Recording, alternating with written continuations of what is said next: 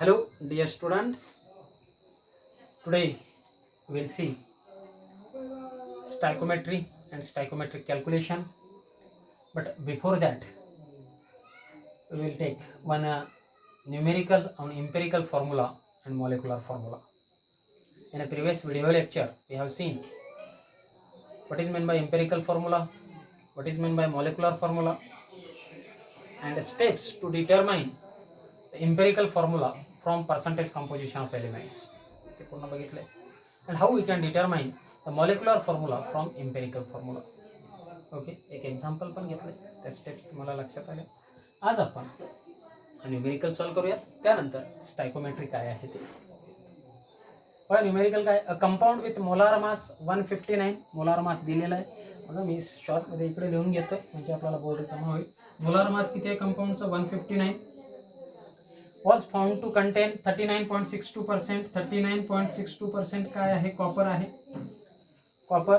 and 20.13% sulphur. Sulphur किती आहे? 20.13%. Okay, sulphur.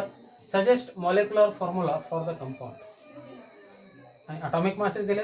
Atomic masses of copper 63, sulphur 32, oxygen 16. ठीक आहे. बघा, कॉपरचं अटॉमिक मास 63.5 आहे तर ॲक्युरेट घेतलं तर. पण न्यूमेरिकलमध्ये दिलंय तुम्हाला तर ते यूज करा. ओके, न्यूमेरिकलमध्ये जेव्हा कुठेही एक्झाममध्ये पण न्यूमेरिकलमध्ये जे दिलं असेल ते यूज करू शकता. बट कॉपरचं अटॉमिक मास किती आहे? 63.5. ॲक्च्युअल इथे 63 दिले तर 63 यूज करा. सल्फर 32 आणि ऑक्सिजन 16 हे तर तुम्हाला माहिती आहे. तर काय काढायचं तुम्हाला? Molecular formula. First determine empirical formula, then determine the molecular formula. Okay, त्या दिवशी सारखा चार्ट करूयात. चार्टवरनं तुम्हाला काय समजेल? एम्पिरिकल फॉर्म्युला काढता येईल. त्यानंतर आपण काय करूयात? मॉलिक्युलर फॉर्म्युला काढूयात. नेम ऑफ एलिमेंट, त्यानंतर percentage composition of that element, percentage composition of that element, percentage composition नंतर number of moles, number of moles नंतर मोलार रेशो.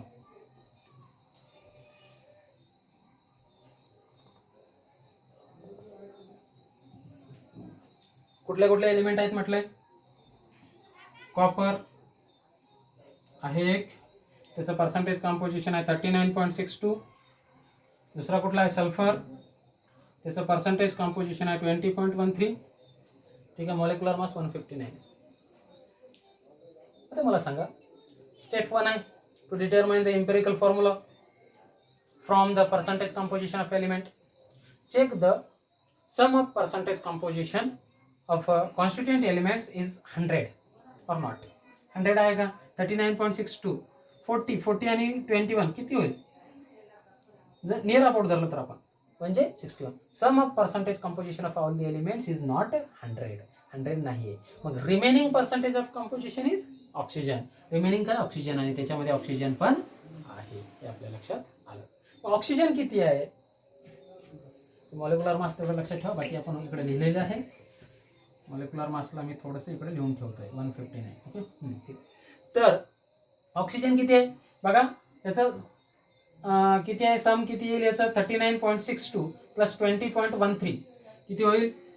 39.62 प्लस 20.13 5 7 9 5 59.75. रिमेनिंग किती येतं? 100 मायनस 59.75. ओके, तर 100 मधून मायनस केलं तर किती होईल?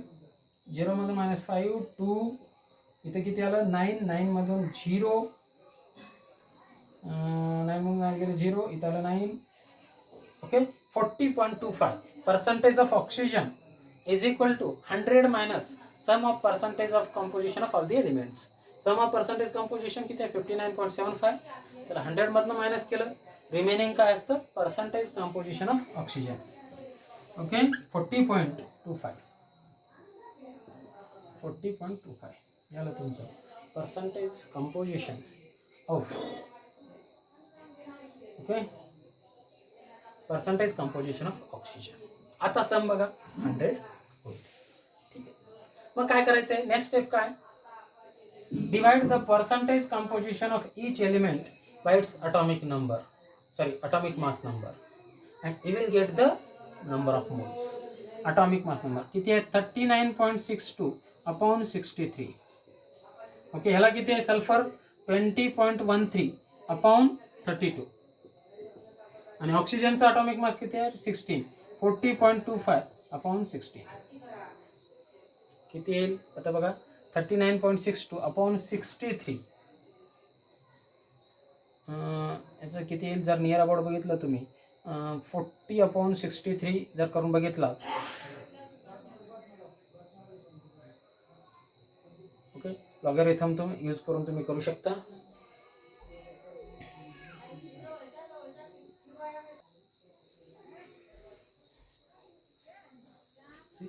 जर कॅल्क्युलेशन केलात हे लॉगॅरिथम यूज करून तर काय होईल, 39.62 divided by 63 is equal to 0.628.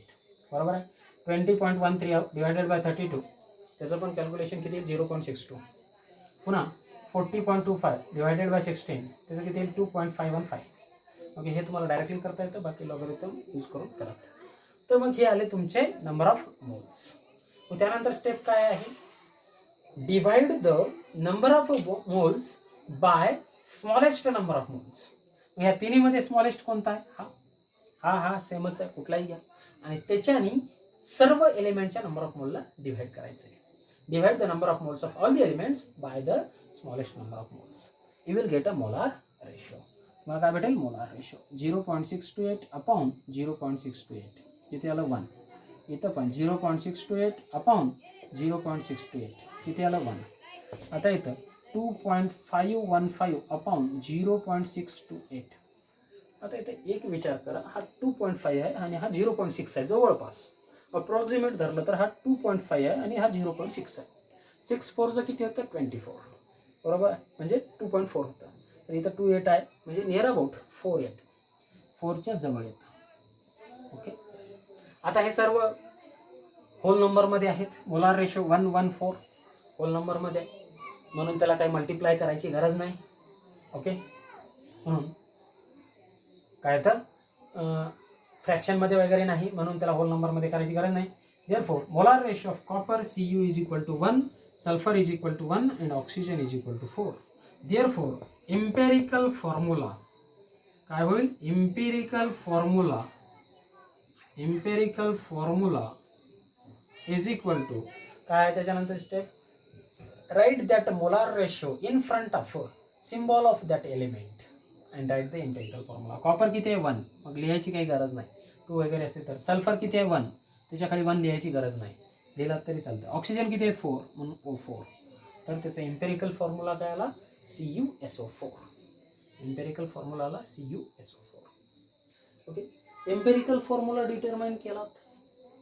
मग आता मॉलिक्युलर फॉर्म्युला डिटरमाइन करायचं आहे.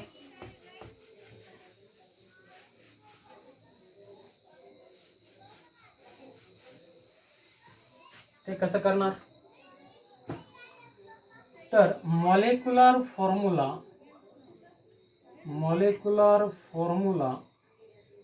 Is equal to n into empirical formula.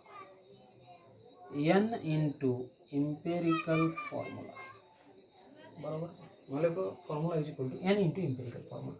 Empirical formula तर आला आपल्याकडे, बट n माहिती नाही तुम्हाला. इथं n मीन्स या ठिकाणी इम्पेरिकल फॉर्म्युला आणि मॉलिक्युलर फॉर्म्युलामध्ये molecular mass upon empirical formula मास.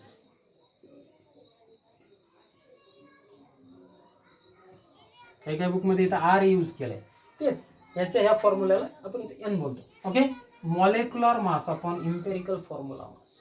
मॉलिक्युलर मास दिलंय 159, न्यूमेरिकल मध्ये दिलंय बघा आमच्या एकदा.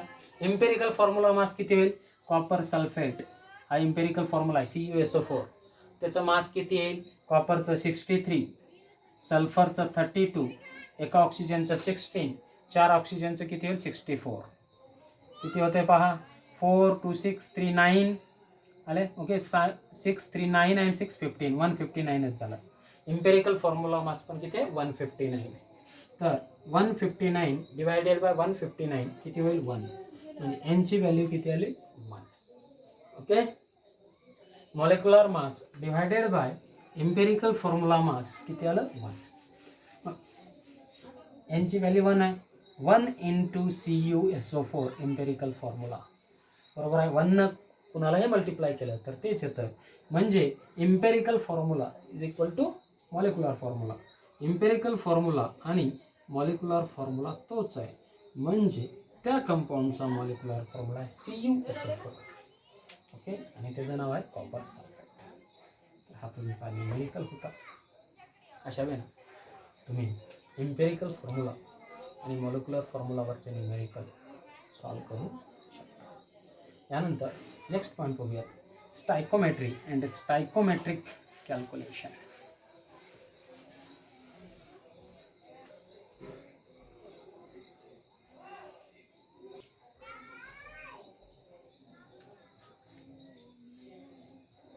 बघा, स्टायकोमेट्री and stoichiometric calculation important point आहे. एक्झाममध्ये क्वेश्चन्स असतात त्याच्यावरती. नीट जेई कुठल्या ह्याच्यात पुढे पण उपयोगी पडणारा पॉईंट आहे आणि खूप सोपा पण आहे. लक्षात घ्या. जर तुम्हाला नंबर ऑफ मोल्स समजला असेल तर हा पॉईंट समजायला एकदम सोपा आहे. अवोगॅड्रोज लॉ समजला असेल तरी पण हा पॉईंट समजायला सोपा आहे. ओके. पॉईंट सोपा आहे, इम्पॉर्टंट आहे. फक्त थोडं इथं समजून घ्या आणि याच्यावरती प्रॅक्टिस करा. आता स्टायकोमेट्री म्हणजे काय?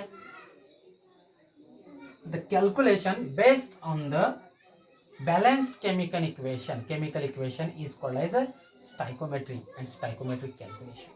म्हणजे बॅलन्स केमिकल इक्वेशन वरनं जे कॅल्क्युलेशन करता येतात त्याला बोलतो आपण स्टायकोमेट्री किंवा स्टायकोमेट्रिक कॅल्क्युलेशन. आलं लक्षात?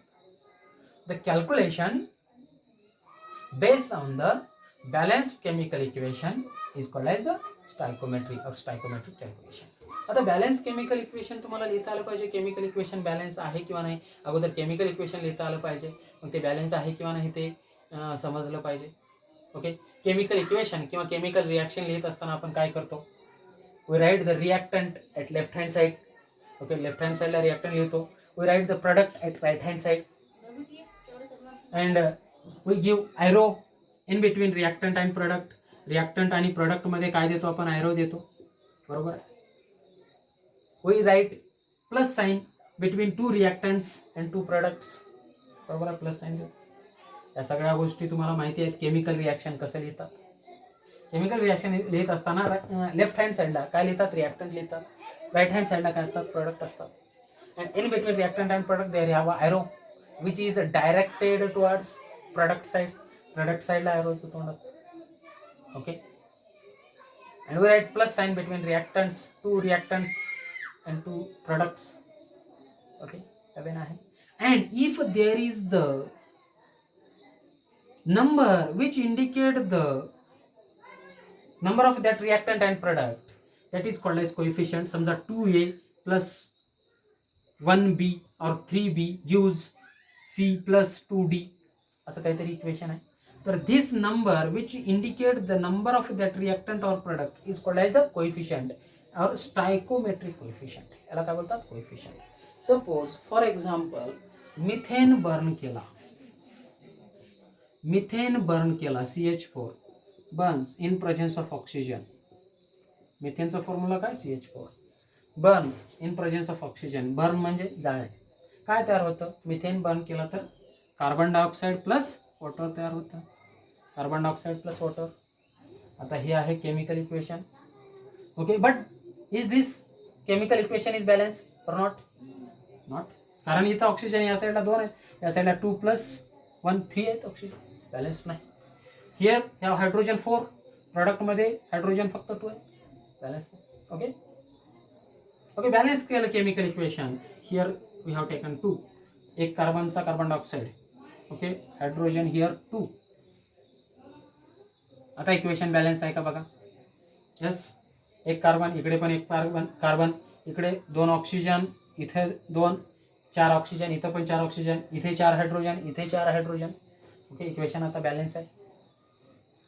मग आता लक्षात घ्या, असं बॅलन्स इक्वेशन आलं तुम्हाला किंवा लिहिलात, बॅलन्स इक्वेशन आलं, याच्या पुढे चालू होतात स्टायकोमेट्रिक कॅल्क्युलेशन. ओके, स्टायकोमेट्रीची डेफिनेशन तर लक्षात आली तुम्हाला. Calculation based on balanced chemical equation is called as stoichiometry. Okay, balance chemical equation वरती जे कॅल्क्युलेशन केलं जातं त्याला बोलतो आपण स्टायकोमेट्री और स्टायकोमेट्रिक कॅल्क्युलेशन. आता बॅलन्स केमिकल इक्वेशन लिहितात, याच्या पुढं स्टायकोमेट्रिक कोएफिशिएंट काय? Here is the 2 is the coefficient of oxygen and that is the stoichiometric coefficient. Coefficient in a balance chemical equation is called as stoichiometric coefficient.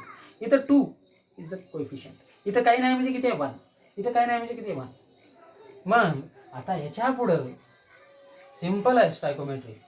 याच्या पुढे काय करायचं? Balance chemical equation तुम्हाला दिलं असेल किंवा नसेल तर तुम्ही लिहिलात balance chemical equation. Equation balance आहे असं वाटलं की काय करायचं? त्याचा स्टायकोमेट्रिक कोएफिशिएंट आयडेंटिफाय करायचा, त्या रिॲक्टंटचा आणि त्या प्रोडक्टचा, आणि तेवढे नंबर ऑफ मोल्स लागतात ते लक्षात घ्या. इथं 1 मोल ऑफ मिथेन, याचा स्टायकोमेट्रिक कोएफिशिएंट काही नाहीये, म्हणजे 1 आहे. 1 mole of methane reacts with 2 mole of oxygen. 2 का इथं? कारण याचा स्टायकोमेट्रिक कोएफिशिएंट 2 आहे. 2 mole of oxygen produce 1 mole of carbon dioxide. इथं कार्बन डायऑक्साइड 1 मोल का? कारण इथे याचा स्टायकोमेट्रिक कोएफिशिएंट काही नाही, म्हणजे 1 आहे. And gives 2 mole of water. संपला विषय, मला आली स्टायकोमेट्रिक.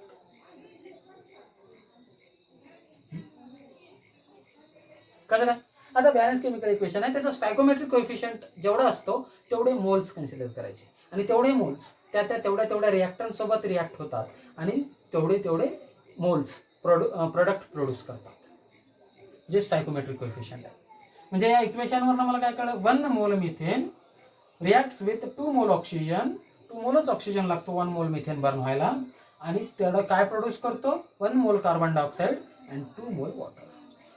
आता याच्यावरनं मला मिथेनचं किती मास लागतं आणि तेवढ्या मासचं मिथेन घेतलं तर किती मास लागतं ऑक्सिजनचं ते पण कळतं, कारण मला नंबर ऑफ मोल्स काढता येतात. 1 मोल मिथेन म्हणजे किती? त्याच्या मॉलिक्युलर मास इतके ग्रॅम. मॉलिक्युलर मास मिथेनचं किती आहे? CH4, म्हणजे कार्बनचं अटॉमिक मास आहे 12, एका हायड्रोजनचं असतं 1, 4 हायड्रोजन आहेत म्हणून 4, किती झाले? 16 ग्रॅम मिथेन. कसं कळलं मी? नंबर ऑफ मोल्सवरनं ग्रॅम काढलं, कारण 1 मोल म्हणजे किती असतं? त्याच्या molecular mass, gram molecular mass इतकं. Gram molecular mass 16. आता O2 ऑक्सिजन आहे, त्याचं 1 मोल म्हणजे किती असतं? O2 एका ऑक्सिजनचं मास 16, 2 ऑक्सिजनचं 32 ग्रॅम म्हणजे 1 मोल ऑक्सिजन. पण इथं किती आहे? 2 मोल ऑक्सिजन आहे, म्हणून किती लागेल? 64 ग्रॅम. कसं लिहिलं कळतंय मी? 1 मोल म्हणजे किती आहे माहिती आहे तुम्हाला? जर मॉलिक्यूल असेल तर त्याच्या ग्रॅम मॉलिक्युलर मास इतकं असतं, आणि जर एलिमेंट असेल तर त्याच्या ग्रॅम अटॉमिक मास इतकं असतं. मग हे मॉलिक्युल्स आहेत O2, CH4 वगैरे. ओके, मग याचा अर्थ काय होतो? 16 ग्रॅम मिथेन बर्न होण्यासाठी 64 ग्रॅम ऑक्सिजन लागतो. बरोबर आहे? कसं काढलं? स्टायकोमेट्रीवरून काढलं. आणि एवढं 16 ग्रॅम मिथेन बर्न झाला, 64 ग्रॅम ऑक्सिजन घेऊन किती ग्रॅम कार्बन डायऑक्साइड तयार होईल आणि किती ग्रॅम वॉटर प्रोड्यूस होईल ते आपण बघूयात. आता 1 मोल कार्बन डायऑक्साइड म्हणजे किती? त्याच्या ग्रॅम मॉलिक्युलर मास इतका मॉलिक्युलर मास. कार्बन डायऑक्साइड CO2चं मॉलिक्युलर मास किती येईल? कार्बनचा अटॉमिक मास आहे 12, ऑक्सिजनचं असतं 16, 2 ऑक्सिजन असल्यामुळे 32 प्लस 12 किती होतं? 44 gram of CO2 will be produced, कारण 1च मोल आहे. आता वॉटरचं 1 मोल म्हणजे किती असतं? 18 ग्रॅम. आपण बऱ्याच वेळा काढलंय. Oxygen 16, 2 hydrogen 2, 18. पण किती मोल वॉटर प्रोड्यूस होतं? 2 मोल. म्हणजे 1 मोल 18 ग्रॅम असेल तर 2 मोल किती असेल? 36 ग्रॅम. म्हणजे याच्यावरनं तुम्हाला लक्षात आलं की 16 ग्रॅम मिथेन जर बर्न केला तर त्याच्यासाठी ऑक्सिजन किती लागेल? 64 ग्रॅम लागेल, आणि त्याच्यामधनं किती कार्बन डायऑक्साइड प्रोड्यूस होईल? 44 ग्रॅम कार्बन डायऑक्साइड प्रोड्यूस होईल, आणि वॉटर किती प्रोड्यूस होईल? 36 ग्रॅम. ओके, याच्यावरनं तुम्हाला कॅल्क्युलेशन करता येईल. आता तुम्हाला याच्यावर समजा 2 रिॲक्टंटचं हे दिलं, मास दिलं, तर एवढा, आता समजा 8 ग्रॅम मिथेन जर बर्न झाला तर किती ग्रॅम कार्बन डायऑक्साइड प्रोड्यूस होईल हे तुम्हाला काढता येईल तुम्हाला या रिलेशनवरनं. ओके, स्टायकोमेट्रीवरनं, कारण 16 ग्रॅम मिथेन बर्न झाला तर 44 ग्रॅम कार्बन डायऑक्साईड प्रोड्यूस होतो. 8 झाला तर किती? ओके, क्रॉस मल्टिप्लिकेशन पण करता येईल. हेच आहेत स्टायकोमेट्री. स्टायकोमेट्री म्हणजे काय आणि स्टायकोमेट्री कॅल्क्युलेशन कसं करायचं ते मी तुम्हाला इथे सांगितलं. ओके, हे काय इंडिकेट करतं ते पण मी सांगेन. स्टायकोमेट्री कॅल्क्युलेशन करण्यासाठीच्या स्टेप तुमच्या बुकमध्ये दिल्यात काही, पण त्या स्टेपपेक्षा मी कसं केले त्याच्यावरती अगोदर लक्ष दिलात तर तुम्हाला समजण्यास सोपं होईल आणि व्यवस्थित समजून जाईल. First write the balance chemical equation. Balance chemical equation लिहिल्यात पहिल्यांदा. Then see the coefficient of each reactant and product. प्रत्येकाचे कोइफिशियंट बघा. And that number of moles react with one another and produce also that number of moles. एवढं coefficient आहे तेवढेच number of moles. जसं मी इथे लिहिलंय 1 mole of methane react with 2 mole of oxygen. 2 का करण्याचा कोइफिशियंट 2 आहे. Gives 1 mole of carbon dioxide and 2 mole of water. हे लिहिता आलं. मग नंबर ऑफ मोल्सवरनं काय काढता येईल तुम्हाला? ग्रॅम काढता येईल. आणि नंबर ऑफ मोल्सवरनं पण व्हॉल्यूम पण काढता येतं गॅसियस असेल तर, गॅसेस असतील तर. कारण STPला स्टँडर्ड टेम्परेचर आणि प्रेशरला 1 मोल गॅस किती व्हॉल्यूम ऑक्युपाय करतो? 22.4. मग मोल जर नंबर ऑफ मोल्स माहिती असतील तर त्या गॅसचं व्हॉल्यूम पण आपल्याला काढता येतं. ओके, त्यावेळेनं आपल्याला कॅल्क्युलेशन करता येतं. हे आपण पाहणार आहोत. ओके, नेक्स्ट लेक्चरमध्ये. And this balanced chemical equation indicates the number of moles of reactant reacted with one another and produce the number of moles of product. Okay, balanced chemical equation. And from balanced chemical equation we can determine the masses of that reactants react with one another and masses of the product produced. Okay, masses वरनं volume पण आपण काढू शकतो किंवा number of moles वरनं volume पण आपण काढू शकतो. ओके, करायचं काय? त्या वेळेनं केला तर कुठलाही स्टायकोमेट्रिकचा तुम्हाला न्यूमेरिकल न सुटता राहणार नाही. पहिल्यांदा बॅलन्स केमिकल इक्वेशन लिहा. दिलं असेल तर ठीक, नाही दिलं असेल तर लिहा. स्टायकोमेट्रिक कोइफिशियंटवरनं त्या रिॲक्टंटचे किती मोल एकमेकासोबत रिॲक्ट होतात आणि किती मोल प्रोडक्ट तयार होतात ते लिहा स्टायकोमेट्रिक कोइफिशियंटवरनं, जसं मी इथे लिहिलं आहे. मग ते नंबर ऑफ मोल्स लिहिलात की तुम्हाला मास काढता येईल. मास काढलं किंवा नंबर ऑफ मोल्सवरनं व्हॉल्यूम पण काढता येईल. ओके, याच्यावरचे न्यूमेरिकल आपण नेक्स्ट लेक्चरमध्ये बघूया. आज एवढं पुरेसं.